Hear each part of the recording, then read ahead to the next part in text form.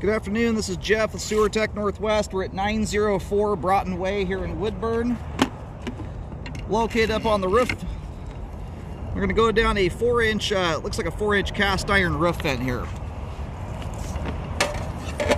Check the overall condition and serviceability of the sanitary sewer line. Water is currently running. We're going to zero out once we get down to the base of the vent.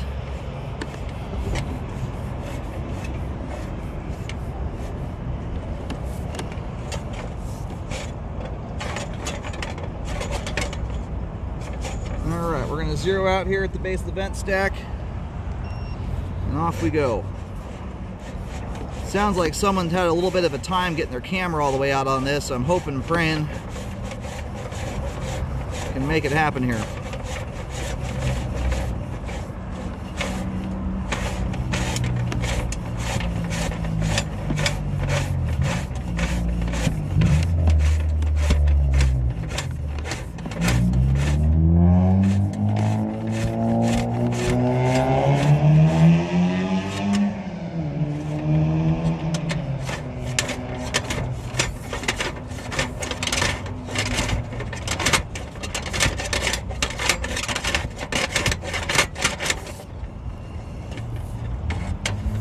This might be the spot here that got the last person hung up. Trying to see what's going on. Got a little bit of a light glare here up on the roof. So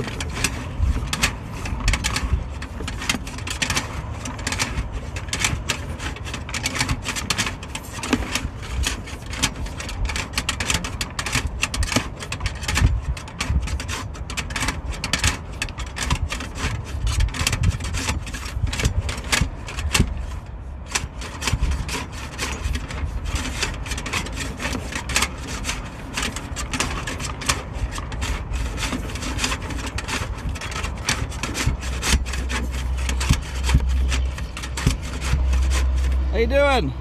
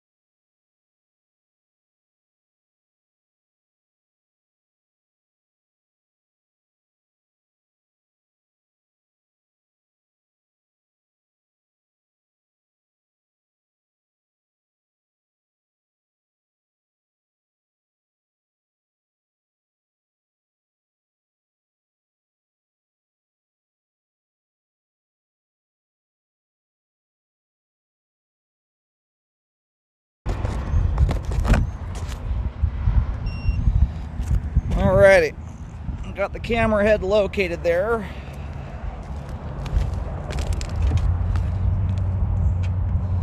So the line is going out to Rainier.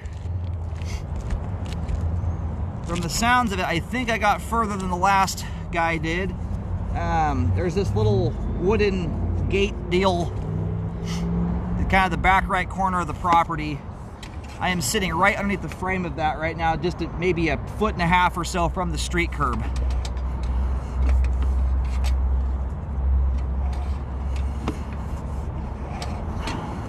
Now, without being able to get all the way through this, darn it, for some reason my foot counter's glitched out, not counting backwards right now. Without being able to get all the way out, it's hard to say right now. Sometimes you can get standing water like this if, for instance, you've got like a big root mass up ahead damming the pipe up. Being that it's concrete pipe, it's not uncommon. Concrete pipe wears out. When the joints, or the grout that seals the joints up wears out, start leading to hydro erosion.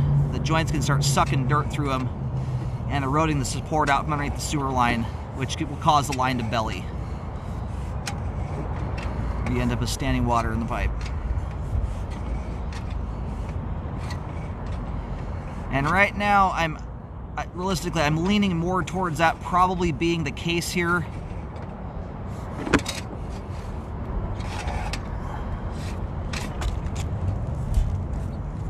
I've got a horrendous light glare up here on this roof. It's really hard to see anything right now.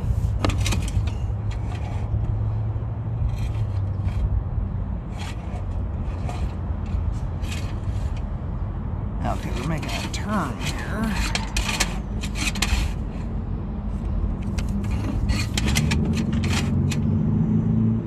There we go. Now get a little nicer gander at it.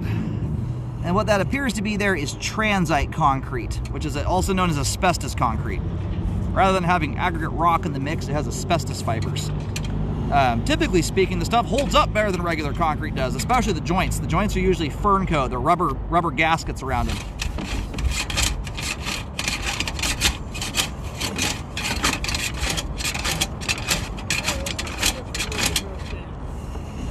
Right?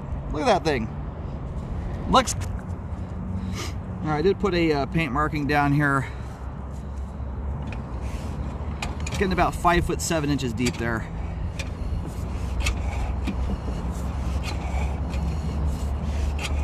So as I come back in here, what I'm going to look for is a tie-in to see if maybe we've got an exterior access point that will help bypass some turns.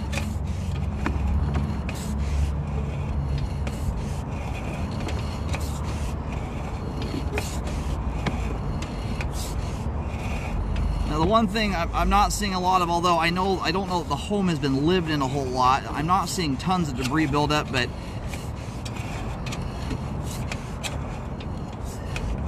there's also the other, potential issue of progression. If the joints are open, it can cause slow but sure progression of the settling. I think first and foremost, what I might start with is finding out if the city takes responsibility for any portion of the line out here. Some cities do and some don't. So that right there might be a clean out access. If that's not, that's a fixture. That's like if we're coming back into the home now and we're underneath a fixture connection, like a toilet or sink or something like that. Every now and then, it's pretty rare, but sometimes you will find a home that does not have a clean out. Alright, so I was able to locate the clean out. That leads us to the next challenge on this thing. The clean out is almost touching the back side of the air conditioning unit. You've got a very, very tight spot, and it's a cast iron cap that's seized on, and it's threaded completely flush to the clean out, which doesn't allow you to take a chisel and beat the edges of the cap in to help loosen things up and shoot WD-40 into it and stuff like that. So it's just one of those that it's a very, very tight working spot. The easiest way to probably gain access to that thing, it's a little crude, but it does do the job, is you'd have to dig that whole spot down and expose down below the bell of the clean out, the flange that the cap threads into, where the pipe is just a straight normal piece of cast iron. Take a Sawzall and chop the entire top of the clean out off, and then either put an expanding plug in there or Fernco on a plastic thread-on style clean-out cap.